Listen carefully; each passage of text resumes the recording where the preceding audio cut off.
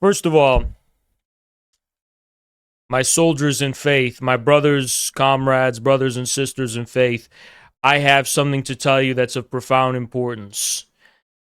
We are going back to our roots. This is the era of an infrared renaissance. Make no mistake of it. As soon as you see the merch, you're going to fucking understand the type of vibe. We're having the merch, we're having the infrared selected works, and we're going back to our basics. We are going to be the infrared Taliban. We are going to be the infrared Sufi Taliban. Going back to the fundamentals, going back to the roots, back to where we came from, what this shit was about from day one. You're going to have the book. You're going to have the merch. You're going to be on the straight path. And we're going to know how we're going forward.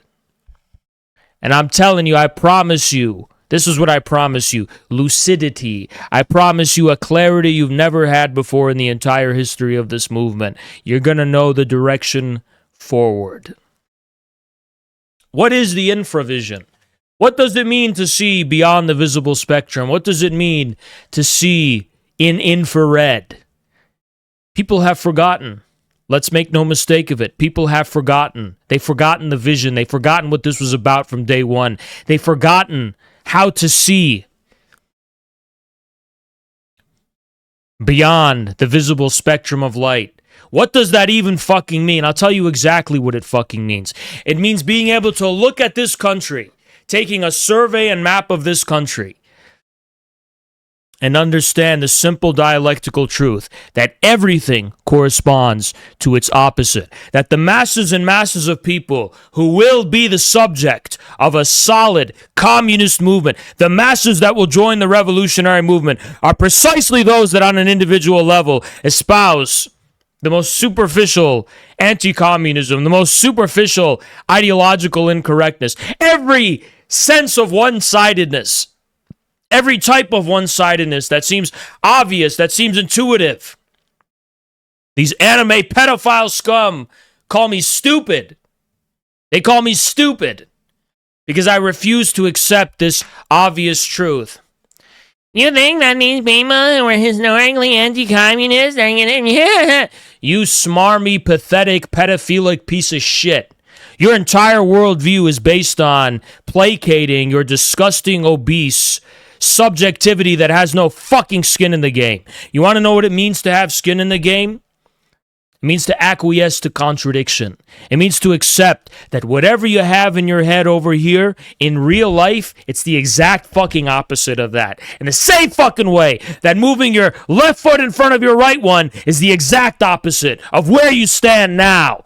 In order to have motion, in order to go forward, in order to partake in movement, in life, in reality, you have to acquiesce to the reality of contradiction. You have to accept that things are the opposite of what they appear to you in the most immediate sense. You have to step out of this comfort zone of sensibility and ideology.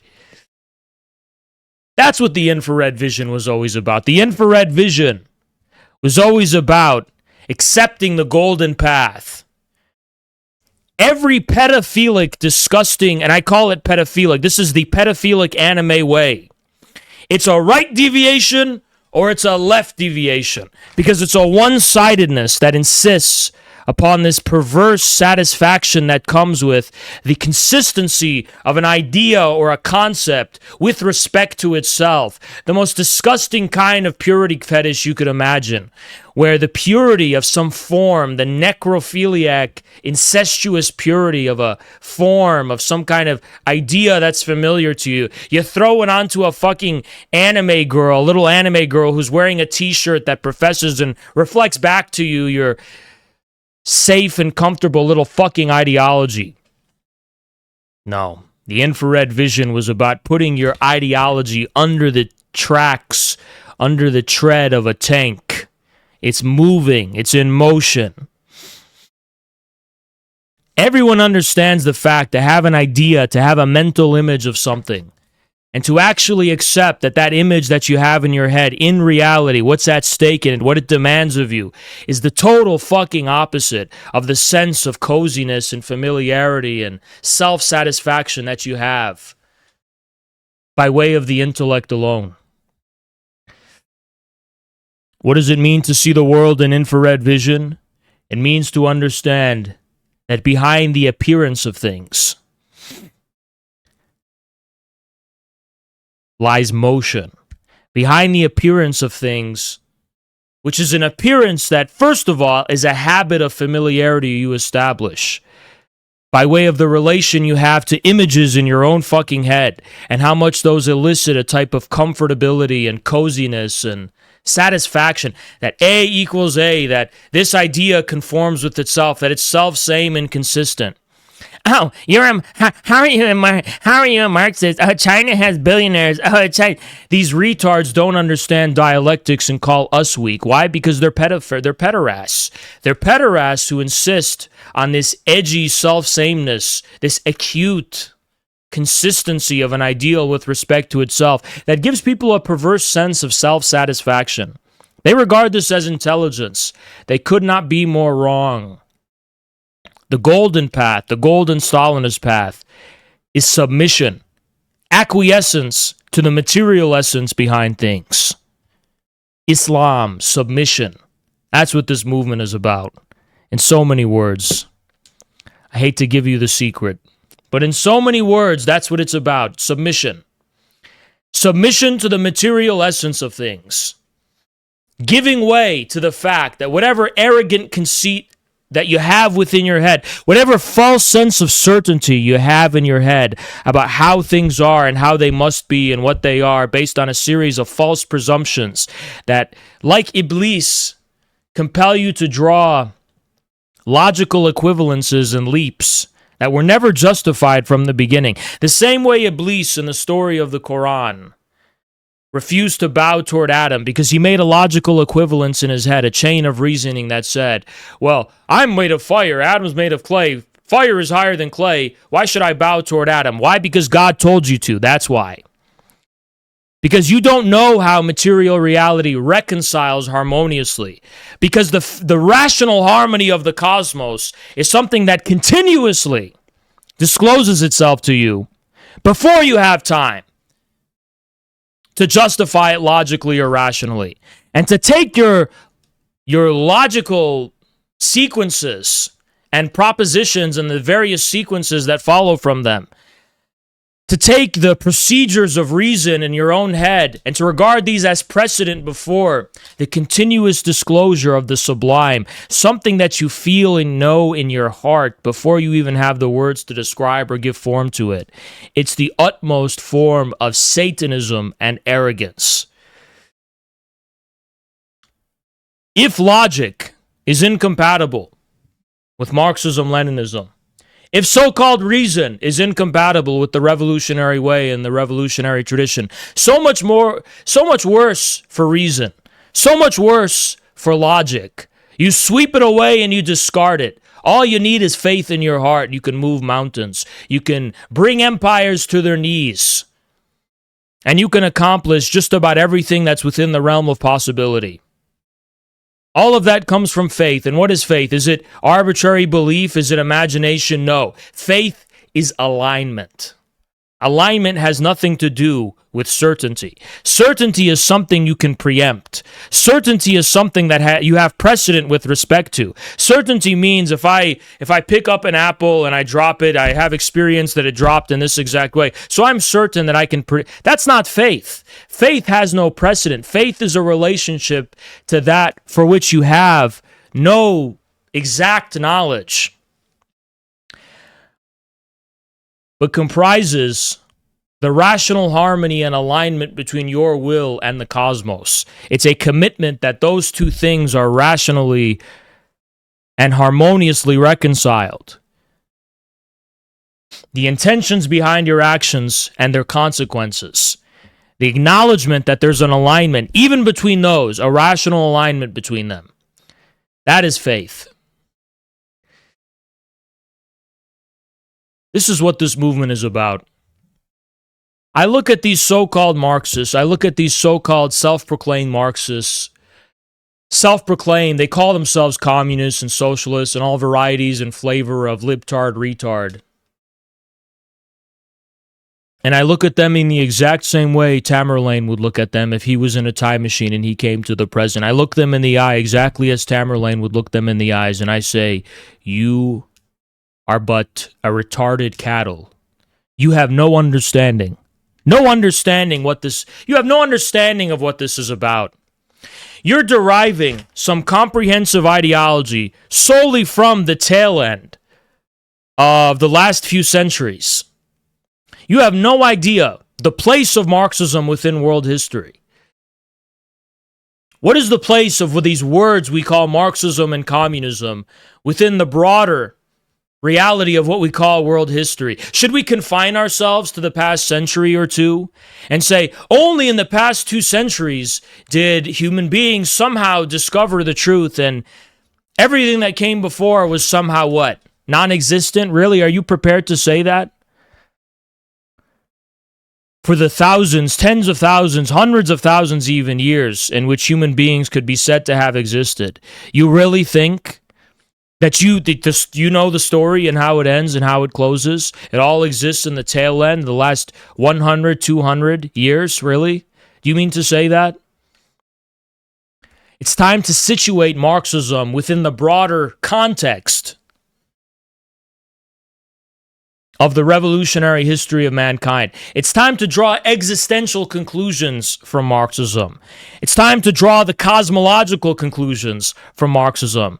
It's time to line up Marxism with all the accumulated esoteric wisdom of mankind thus far. Hegel, the teacher of Marx, was steeped comprehensively in the knowledge of the esoteric. But we forgot about everything, arrogantly assuming that none of that mattered, that we can move forward now on the basis of what? We have to admit the frank and sober fact that even communist states, especially the USSR, failed to transmit the revolutionary spark to the generations that came after, those that had founded the state. This is a frank and sober fact everyone needs to reconcile with and acknowledge and understand. Even in the case of China, it's no coincidence that the rulers of China today are those, rightfully so, who descend from the men and women who were on the Long March with Mao Zedong. But the youth in China, like the youth all over the world, are now struggling to understand the profound revolutionary faith that was at the inception of the state they live in and take for granted. And this is the sober truth. This is why infrared exists. This is why infrared does not confine itself to some kind of generic form of the teaching of Marxism-Leninism that is conventional. This is what distinguishes infrared from the very beginning. All the trouble and turmoil that was at the foundation. Caleb Maupin was not causing a ruckus. I hate to break it to you. Caleb Maupin did not fucking rock the boat. In 2021, when the boat started being rocked, when the specter of Pat Socks started rearing its head, that was not a consequence of Caleb Maupin. That was not a consequence of anything but the rise and inception of the infrared movement. That's what rocked the fucking boat. Because it's the infrared movement alone that very much did something dangerous. Situate and ground the entire revolutionary history of Marxism. Third Observer, what's up, man? In a much broader and wider revolutionary history. Oh, Heidegger. Oh, Dugin. And of course, who can forget the Iranian Revolution, which is the fundamental context of the various peculiar oddities, if we could say, of the infrared movement, which people say it's all Dugin, it's all Heidegger, it's all Carl Schmitt. No, frankly speaking, it's the Iranian Revolution. That's the frank and sober truth of the matter from the very beginning, actually. But people continue to cope. People continue to ignore the self-evident truth that's in front of them. And why?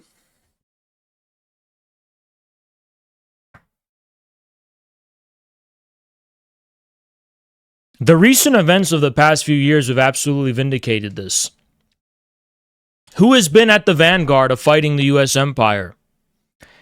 Has it been the students of Chairman Gonzalo? Has it been the self-proclaimed Hojaists at the APL?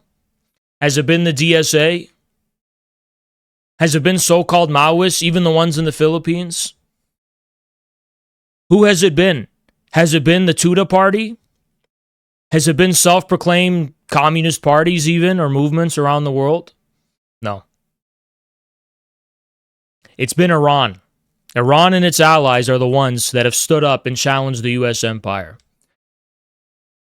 It's been Iran. Let's acknowledge the sober truth. It's been Iran and those adjacent to Iran. The Islamic resistance in Palestine and in Lebanon and Iran. These are the revolutionary forces of the world.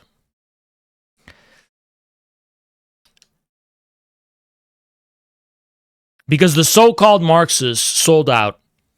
They became the prostitutes and slaves of monopoly capital and imperialism. They became the prostitutes and slaves. They sold out in a way that would make even Kautsky disgusted. They sold out in a way that even Bernstein would acknowledge has gone simply too far. And it was Iran that carried the revolutionary spirit forward. And there's a reason for that. Let's acknowledge and admit the unavoidable sober truth of the matter.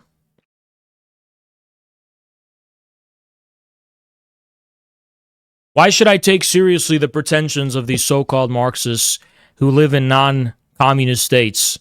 Why should I acknowledge their authority? Okay, we pay tribute to the past, we honor the past, and we always have.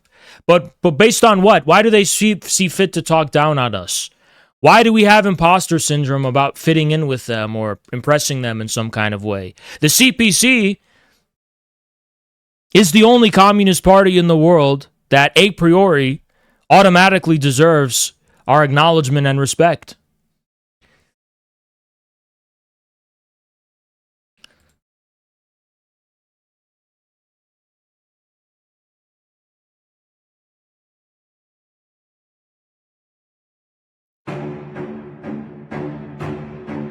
Northern Guerrilla, what's up? And of course, the DPRK. But the DPRK has profoundly adapted communism and Marxism-Leninism to the historical and contemporary conditions of Korea. And so what's left of these so-called Marxists and democratic socialists, I'll tell you what's left of them. Zohran Mamdani, that's what's left. That's who's left of them. Should I laugh? Should I cry? I'm meant to acquiesce and submit to this, or be called a Nazbol and a neo-Nazi. A neo-Nazi? I'm going to be called a neo-Nazi? Why? Because some Jewish liberal socialist living in somewhere in New York with a rose emoji is going to call me a neo-Nazi? You know what? I'm going to say it because I noticed that's a pattern. If you notice, a huge portion of the people from day one who in bad faith called us Nazis, called us fascists, automatic, they had their Nazbol fascist Nazi Hitler detector go off. This neurotic paranoia over the specter of Adolf Hitler, who is dead. Hitler who killed himself and is dead. These legacy gatekeepers of the American left who have nothing to show for themselves, who completely sold out and betrayed any semblance of an American left wing. From day one, they swooped down like hawks to, how can I say, to condemn right off the bat. Calling us fascists, Nazis, anti-Semitic. Because everything is about them. These, let's acknowledge it. The Ellis Island, Italian, Jewish, Zionist Jewish, the other kind of coastal Ellis Islanders who feel like they're gatekeepers of this movement. What can I say?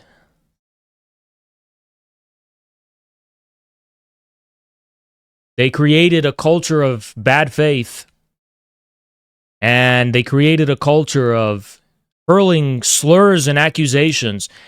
I keep even in my quote tweets, I still see people calling me a neo-Nazi to this day. You and your I keep seeing these comments all the time. ACP, this neo-Nazi movement. Hey, fuck you, you piece of shit. Fuck you.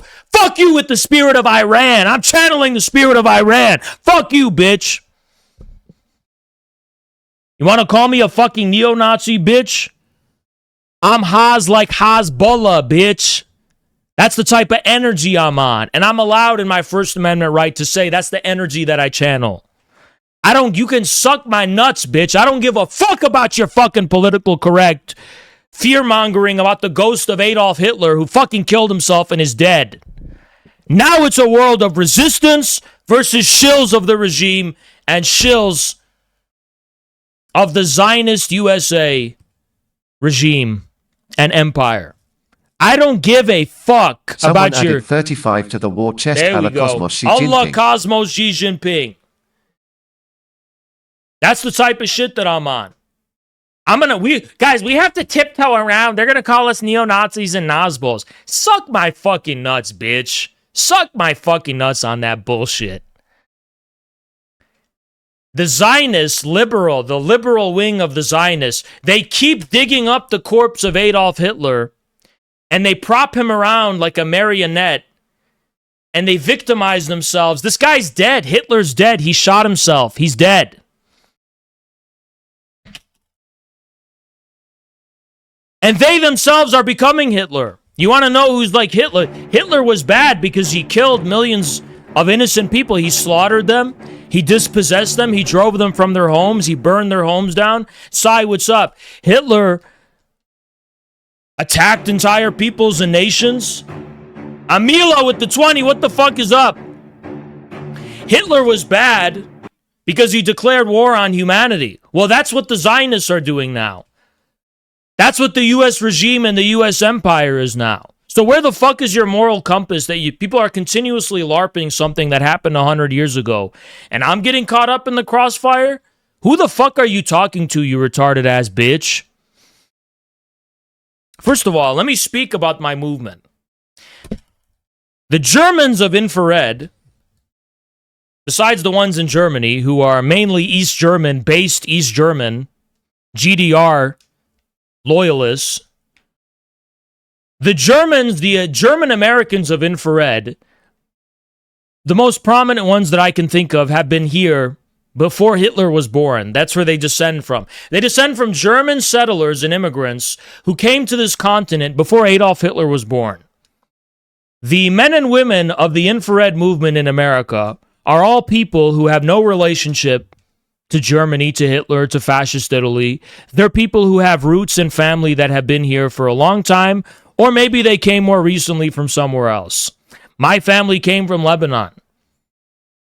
So why must we be crucified on the cross of Hitlerism? Why must we apologize, and why must we be the ones who are called Nazis and Hitlerites? Where does this obsession come from? What do we have to do with Hitlerism and Nazism? Because we have the audacity to challenge. I'll say it. Because we have the audacity to challenge some of the liberal Jewish Zionist gatekeepers of the American left, who have decided that in order to prevent another Holocaust, we all have to acquiesce to liberal open society values. We have to have solidarity with Israel. We have to condemn Hamas and Hezbollah and Iran because it's a theocratic fascist regime.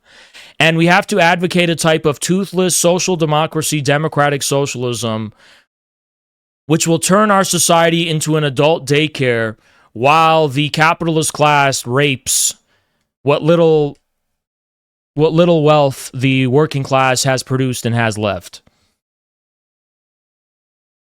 Must I spell out and say the obvious truth? Must I spell out and say this obvious truth? Must I spell out and say the obvious truth? That this whole notion that we are Nazbols and neo-Nazis and fascists, was invented by people who have this excessive fixation on the first form of identity politics, which is Zionism? Am I gonna be the only person who starts calling this out on the left, who starts talking about this fact? Because I think we need to have a frank conversation about it. Because I'm just about sick and tired of hearing it. I'm just about sick and tired of hearing this nonsense. We will not bow and acquiesce to this reflexive knee-jerk where we're Nazis, really? Why are we Nazis? Because we're not agreeing to your terms and conditions? They're neo-Nazis. Literally, suck my fucking nuts, you fucking cockroach. You fucking bitch. How fucking dare you even talk about us in any capacity? You fucking insect. Who the fuck are you talking about? You fear-mongering bitch.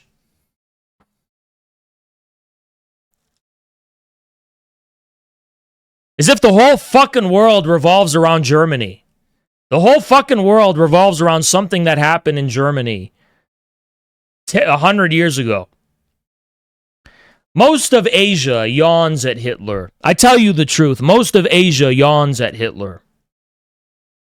The Russians, for their part, defeated Hitler. They brought him to his knees and they conquered and destroyed the Nazi war machine. What did Stalin say? The Hitlers come and go. You have Hitler, but you also have AOC, and you also have Zoran Mamdani. I'll go ahead and say AOC and Zoran, you could say they're like Hitler. You could say that these are grand personalities that oversee and preside over the genocide and slaughter of innocent people worldwide, that are the personalities and faces that correspond to genocidal imperialist war machines. I see profound continuity between Hitler and AOC and Zoran, actually. And if you don't see that continuity, then your anti-fascism is just based on Jewish ethno-narcissism and Zionism. Because just because Jews are not the victims, somehow it's not as egregious and morally contemptible.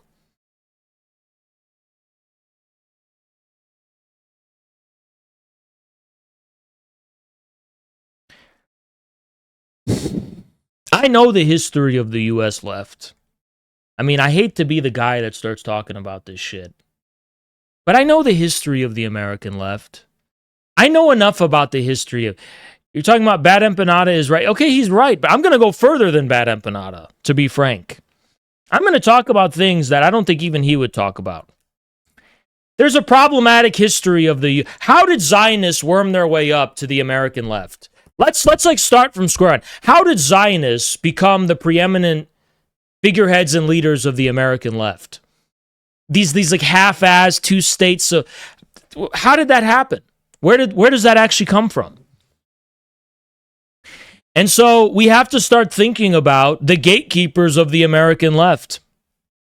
We have to start thinking about the gatekeepers of the American left on a historical level. We have to start thinking about who came to dominate left-wing discourse and shape left-wing discourse. Okay, if you know what? It's like I just kind of feel like I'm Kanye West right now when he was talking about the doctor. I feel like I have to say it. I'm going to say it. Okay? I'm going to go ahead and say that the post-war baby boomer Jewish left wing that had an identity crisis about Israel following the 1967 Six-Day War are the gatekeepers of the U.S. left and have been.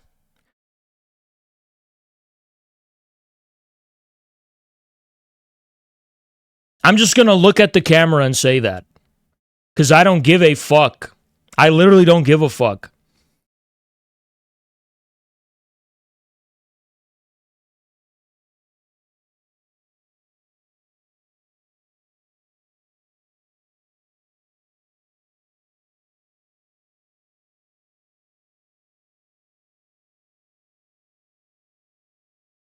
It's not only Jewish, but it's an Ellis Island generation of the American left that then unfoundedly went on to become the gatekeepers of the U.S. left and define discourse. And that's where all the identity politics came from. Okay? First it was, the fundamental problematic. I mean, this whole nonsense fear-mongering about how everything is a type of fascism. Everything is fascism. Bedtimes are fascist. I mean, this is fucking nonsense. Where did this come from? Well, there's a specific relationship between identity politics, and the left wing. A story that says, at the center of the legitimation and justification of socialist and communist politics is the Holocaust. And for many of some of the most prominent figures in the post-war U.S. left, the Holocaust was the founding justification and rationale behind the adoption of left-wing politics. To make sure that never happens again, we have to be the opposite of fascism, which is the left wing, right? But this is and I hate to say this, I hate bringing it up, I hate to even imply division within our nation. Of course, in principle, singling out any given group is a type of division, which is antithetical to the spirit and project we have. And I want to be clear about that I don't have any ill will toward Jewish people. But at the same time, we have to be realistic and acknowledge the facts of history in a very blunt and direct and serious way without tiptoeing around the obvious. We have to speak the frank and sober language of realism.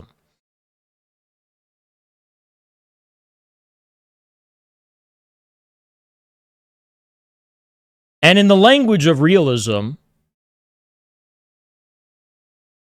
a generation of gatekeepers on the U.S. left who are in large part liberal Jewish Zionists. And why does it even matter that they're Jewish specifically?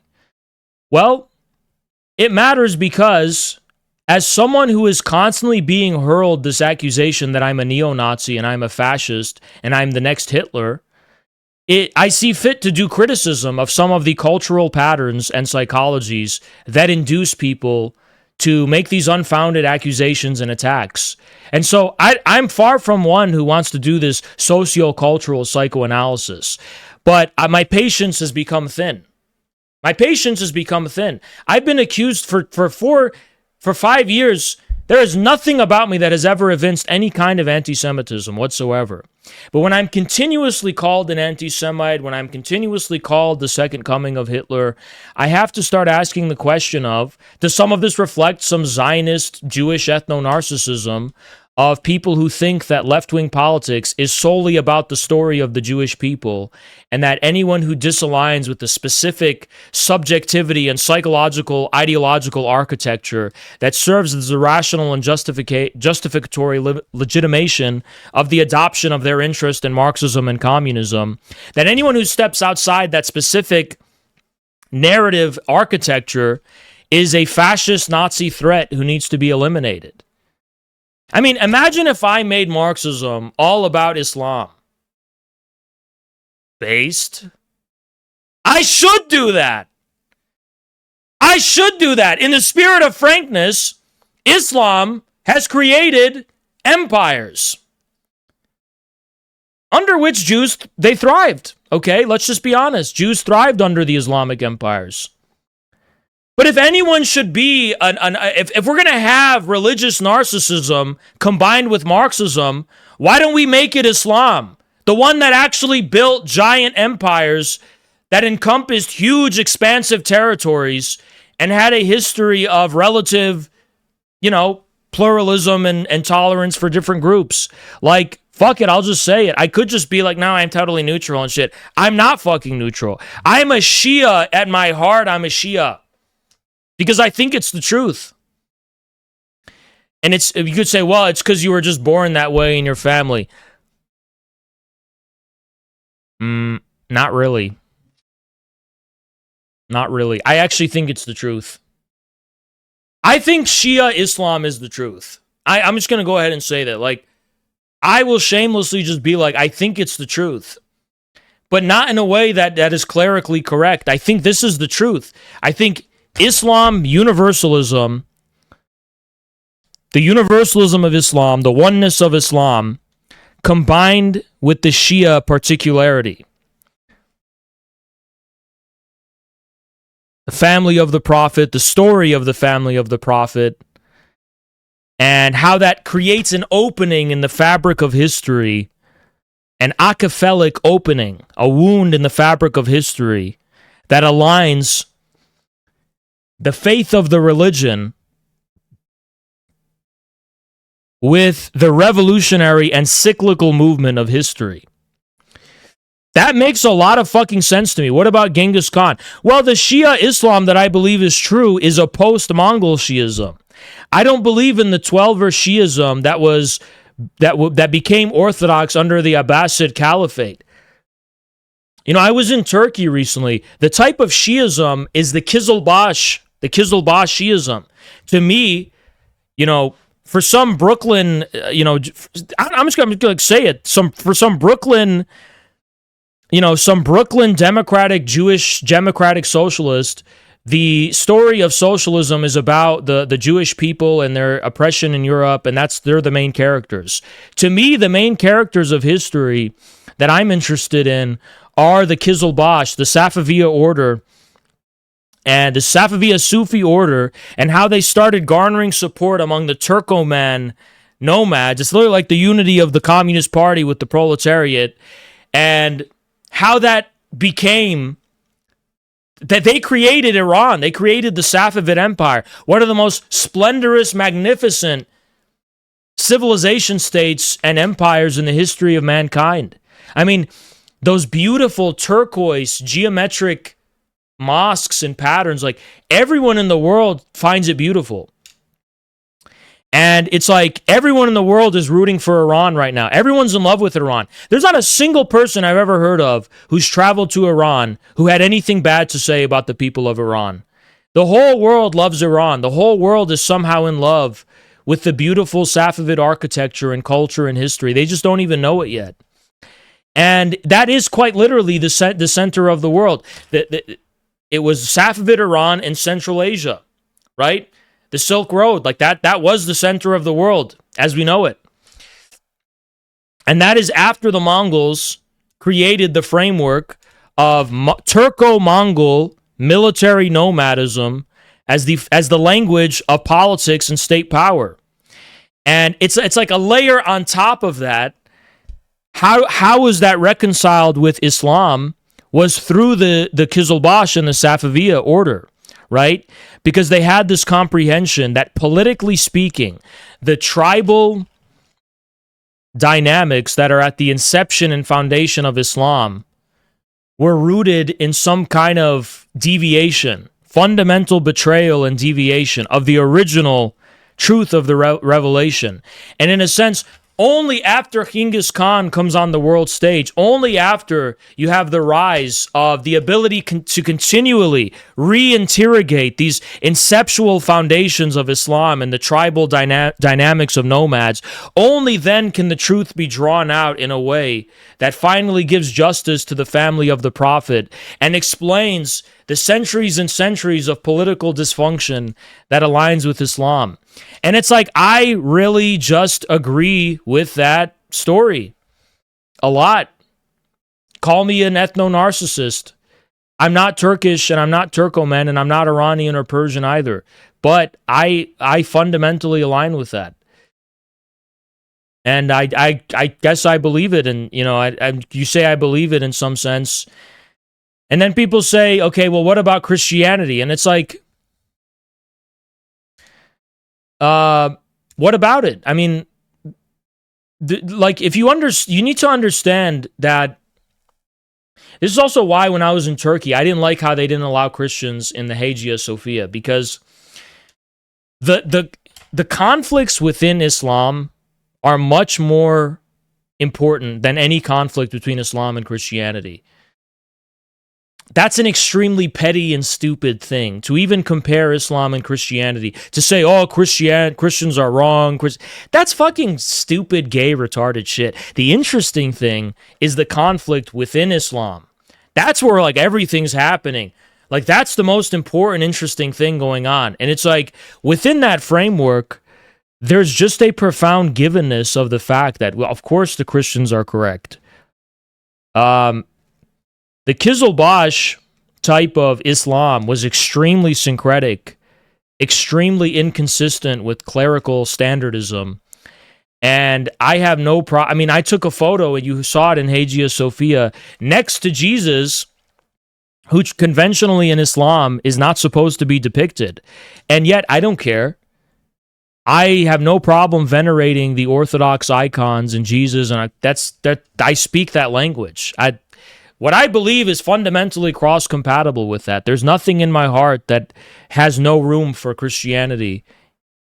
And especially the Christianity that's homegrown in the United States itself. You know, the Christianity that corresponds to the Great Awakenings in this country. I speak that language. If I was alive during the time of John Brown, I would have spoken the same language as John Brown. Because there's a universal perennial language of the spirit. That's what it is. It's of the spirit. The resonance is what's important. You know, Islam is just supposed to be the bow tie on this entire world historical story of these religious revolutions and revelations. Islam is supposed to be the final law within which we establish some kind of order, right? And there's nothing about that that's... There are forms of really gay types of interpretations of the religion historically and now. The oppression of Christians was rife throughout various Islamic empires.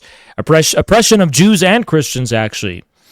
You know, and it's extremely gay and it's extremely disgusting, actually. You know, I have more in common with the Christian, and you know what, pre-Zionism, I'm talking about pre-Zionism.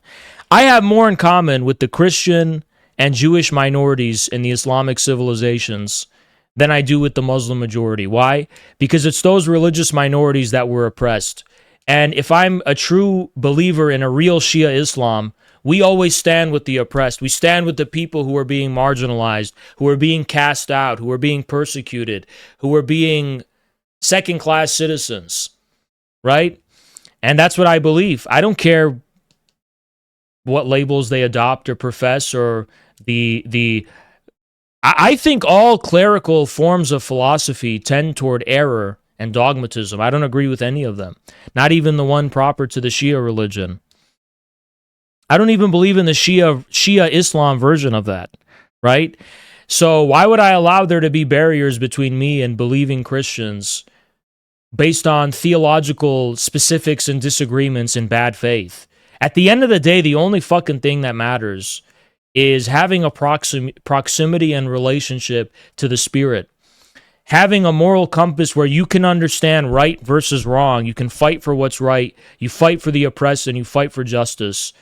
On the basis of faith, not arrogance and not a false certainty, but faith. What makes you think it's all bad faith?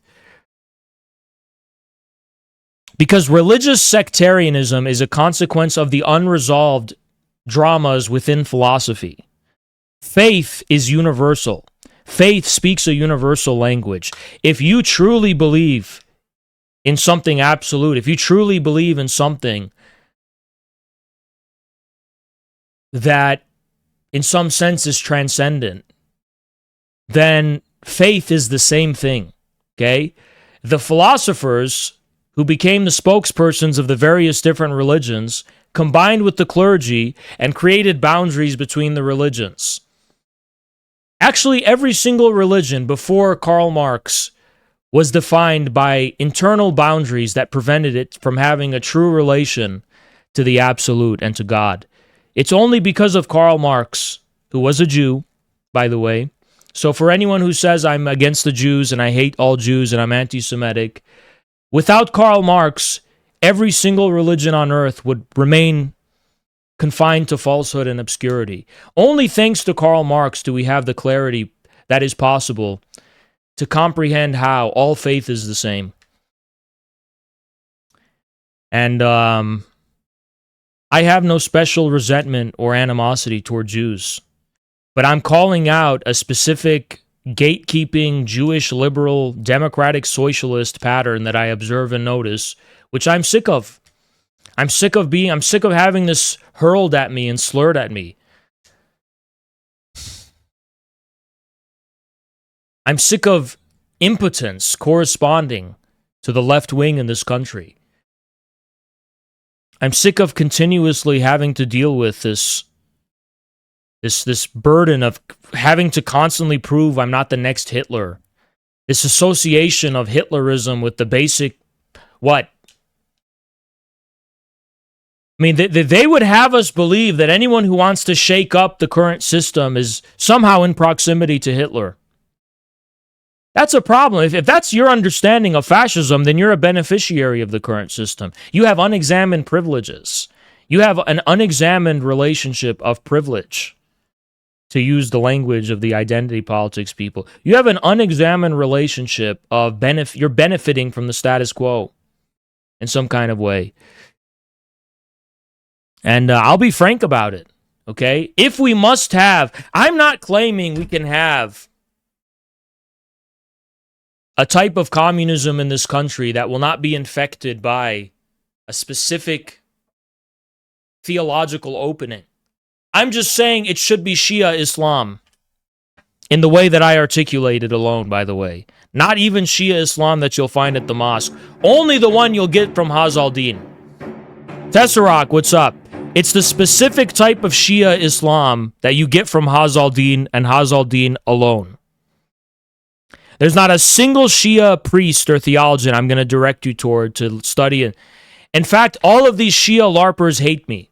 Everyone hates me except my American Tartarian brothers and sisters. Can you understand that every single 99% of these religious Shia ideologists hate my fucking guts?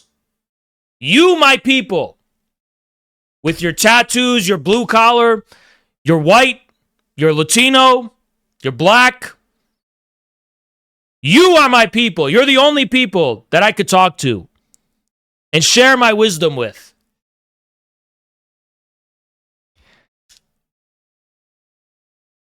You are the subject of my preaching. I'm trying to get you on the same page with this vision. Okay? And people will say, Haz, is it really adequate to have this kind of Shia thing in America? What do you fucking mean? I actually believe in it. Yes, I want a homegrown, strange, eclectic introduction of Shia spiritual theology, or not theology. I want to bring that to America. I think you guys are quite receptive to this message, actually. And I want it to be brand new. Why can't it happen? You know something? I was reading about how the Taliban blew up the statues of the Buddha while I was taking a shit earlier today. And they were basically saying all these people were wanting to throw money to maintain these statues, but we had people starving here because of the sanctions. So to give them the middle finger, we blew up the fucking statues to say, you care about these fucking statues so much? Hey, fuck you. Anyway, it got me thinking about how interesting it is that you have these Buddhist statues in Afghanistan. And then I'm just saying, like, this idea that we have to confine our faith to a specific region of the world, I don't buy it. Like, why can't we bring Eurasian mysticism to the Rocky Mountains? Why can't we? Who said we can't? Like, for the longest time, Afghanistan was Buddhist. Afghanistan was Buddhist. Like, they something was brought to them and they adopted something else. So why can't we bring an extremely interesting form of Eurasian mysticism to America. Why can't we? I mean, I feel like Europe had its chance to exhaust and bring all the different kinds of European philosophies. One of them being Marxism, by the way. Americans were never quite receptive to it. You want to know why? Because Americans are more barbaric and savage, and they are yearning for a much more fundamental civilizational context, which Europe took for granted. Without the Silk Road, no Karl Marx. Write it down. Write it down right now. I order you to write it down. Without the Silk Road, no Karl Marx. Someone write that down. Without the Silk Road, no Karl Marx. Has someone written this down? Without the Silk Road, no Europe, no Karl Marx, no Hegel. Without the Silk Road, no Thomas Müntzer, no Florian Geyer, no Friedrich Hegel, no Prussia, no Karl Marx. Okay? Now that we're on the same page and we understand this. People say, oh, Marxism. Why has Marxism failed in America? Because these arrogant, retarded people off the boat from Europe came, and they're like, no, we will teach you how to be Marxist. And Americans are like, what the fuck are you doing? Because we don't have the Eurasian connection. All the Marxists in Europe and from Europe forgot about the Silk Road. It's in their unconscious. They take that for granted. They have no fucking idea about what was going on with the Genoese and Venetian merchants and Marco Polo and all that. Like, they took all that for granted. So they're trying, and America never had that. We never had our Genghis Khan. We never had our Tartarian nomads. We never had our Silk Road. We never had the Turco-Mongol political military dictatorship that created Eurasia and created, ultimately, the foundations of Europe. So they're trying to bring Marxism and Hegel to America, and of course it's falling flat, because there's a missing context that all Americans, it's a huge hole in the hearts of all Americans. You want to know what fills that hole? Genghis Khan. Every American has a profound hole in their heart. When Vijay Prashad comes to America, I can't be racist. I was going to do the accent, but I'll be civilized. When somebody comes to America and is like, I will teach you about Marxism. I will teach you. I'm from Belgium. I will teach you about Marxism. Like, there's this giant hole in the hearts of every American. We're like, it's Genghis Khan is missing. There's a missingness. Where is Persia? Where is Genghis Khan? Where's Babylonia? Where's the Silk Road? Where is Eurasia? Where's Tartaria? Where's Tamerlane? Where's Ismail? Where's Mehmet, the conqueror of Constantinople? Where is Gilgamesh? There's this huge vacuum.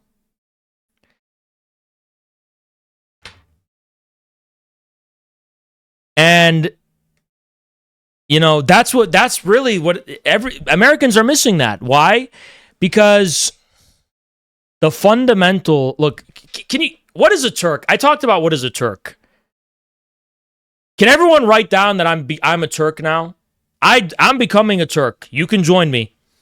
I'm a Turk. I'm not a Turkish citizen. I'm not a citizen of Turkey. I'm not Turkish in the sense of being a citizen of Turkey, but ethnically, I initiate myself into Turkdom. I am a Turk.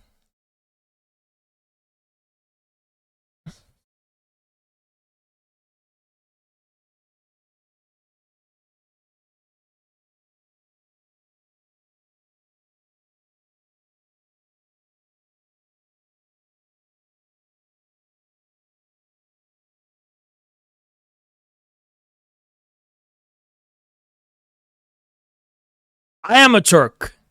All right? I initiate myself. I'm on many layers of this shit. All right? I'm on many layers. This is how Turkish I am. All right? This is how Turkish I am. Hold up. This is how Turkish I am. All right? Got to have the red one on top because the Kizilbash are the red caps. I'm on some profound. This don't people are. We'll just keep the blue one. All right.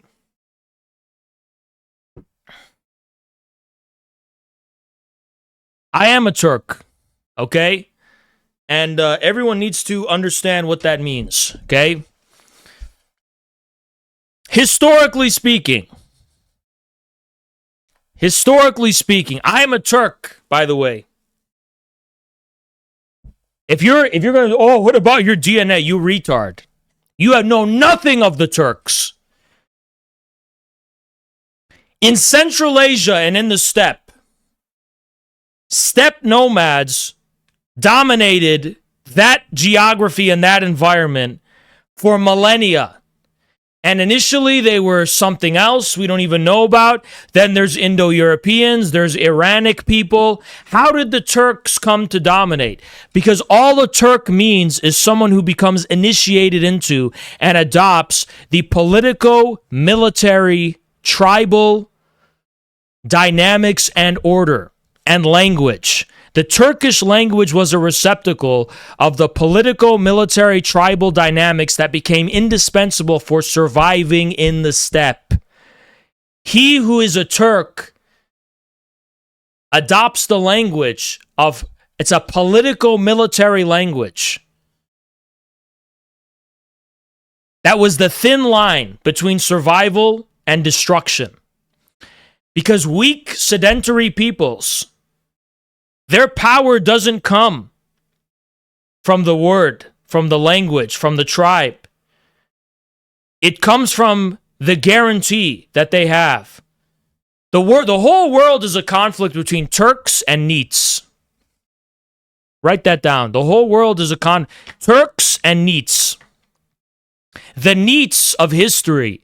They had chicken nuggies. They were sitting on their ass. Yeah, sometimes they would plow the fields, whatever. But they were so safe and comfortable that they would these fertility goddesses would reward them continuously with the harvest or something. They were just sitting somewhere and they were so arrogant and confident. They were idol worshipers. They believed that their habits and practices in one place would continuously reap benefits and rewards and power for them. But who were the Turks? Who were the people of the steppe? The people of the steppe. These were the people who could not survive, who could not have any guarantee on the basis of continuously reaping the rewards of the harvest. They couldn't continuously reap the rewards of any kind of mode of production. All they had were the tribal asabiya and alliances. The connections that were forged through honor. I got your back, you got my back. We have a blood pact. We're rolling together in this tribe. We're going to stick together. That's our capital. That's our strength. Our organization, our collective existence. The tribal way, the way of honor. That was the lingua franca of the steppe. Mutual recognition. I come to you, you come to me. We're going to trade. But that presupposes respect. The lingua franca, the currency of the steppe, is honor. Turkdom became the language of that honor and recognition. I've always said this, and I've given a million lectures about this. Tamerlane was not a bully. He never bullied nobody. The steppe, it was these chiefs in the steppe who were being gassed up and corrupted by sedentary centers, bribed by them, because when you have surpluses of production that come from the centralization of the productive forces and guaranteed surpluses that come from the harvest, the purity of the steppe nomadic way of life gets corrupted by external revenue streams that prop up big bullies who disregard tribal honor, they disregard asabiya, and they start bullying and preying on people because fuck you, I can. And Tamerlane humbled these people. He said, no, we're restoring justice, we're restoring honor. So I am a Turk. Anyone could become a Turk. Turks are not all descended from one guy. Turks are not all descended from the same guy. Turkdom, you become a Turk by being initiated into a world. into a we are Turks, the ACP, we are Turks. Because we are initiating ourselves into a collective militant existence that is based on honor and faith. Honor and faith and nothing else. We are broke. We don't make all this money. So what do we have that unites us and binds us together? Faith and honor. Nothing else. Faith and honor. That's it. Every single one of y'all are Turks, don't even realize it. From the step. People say, why don't you just be American? Because where are the Turks in America? We have to refound the basis of collective existence. We have to found the basis.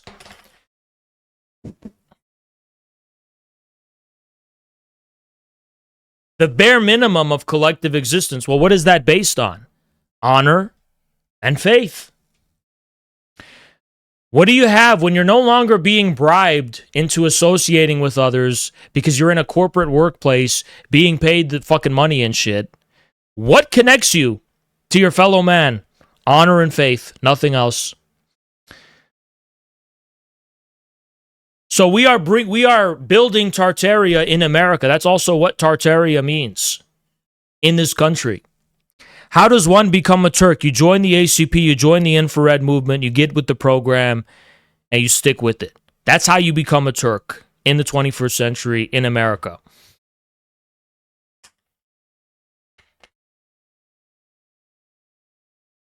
People complicate shit that's very simple. And the American Indians are a profound source of wisdom because they too were Turks. They came from Siberia. They came from the Turco-Mongol place of origin. It started out with one Turk. The first Turk in history looked the same as American Indians do. And also they looked quite Asian. It started with one guy. That was like the Haas in the ancient world, right? But he was Asian looking. And then he set the precedent of Turkification from Siberia. And then all the Iranic people, all the Indo-Europeans in the steppe, all the other tribal groups got with the program and became Turkified. Just like how around the world people are becoming Americanized, because they're eating burgers and having blue jeans and shit. It's the same way. The same thing happened. Started out with one or two people. And we're going to start that in America. We need the wisdom of the elders, the Indians. They are also Turks. They crossed the Bering Strait. They're Eurasian. The Plains. They called them the Plains Indians. Those are nomadic Turks without horses. And they got horses.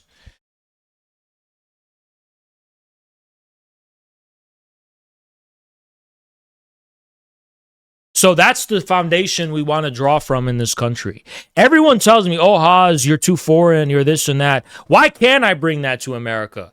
Why the fuck am I here? You think what am I here for? If I have nothing to contribute, why should I be here? I should leave. There's a reason I'm here. It's because I have something to contribute, something new. Something America's been missing, actually. If you didn't need it, I wouldn't have been sent here. I wouldn't be here if you didn't need it. That's the thing. I was sent to you to bring Tartaria to this nation. Why would I be here? Are Mexicans Turks too? Yes. Yes, the ones that were on horses and shit. Yeah, the Mexican cowboys are Turks. Yes, they are. There's a whole history. Everyone doesn't understand this. Yes, they are Mexican with the mustaches and shit. You know that's very Ottoman. Those mustaches those Mexican cowboys had. See, I'm the one drawing these connections. Nobody else will draw these connections. I will. I'm here to draw those connections. Why else would I be here? You know, am I here to sell kebabs? Am I here to open a shawarma restaurant? Is that why I'm here? I'm here to tell you that I'm here to give you the lost Turkic past of this nation. And by the way, the culture of the Turks is Persia. The Persianate, Iran is the center of the world. All of Babylon, Assyria, Egypt, all of world civilization. You need to think of civilizations, they're like libraries. They're repositories of the accumulated knowledge of practices of millennia and millennia and millennia old practices. And Turks, when they did settle down, when they became accultured, they adopted the Persianate ways. So America needs both Iran and Tartaria, right? And that's what I'm here to bring. You know, that's why I'm here to infuse some kind of strange syncretic Shia spirituality with the American way. I tell you that openly.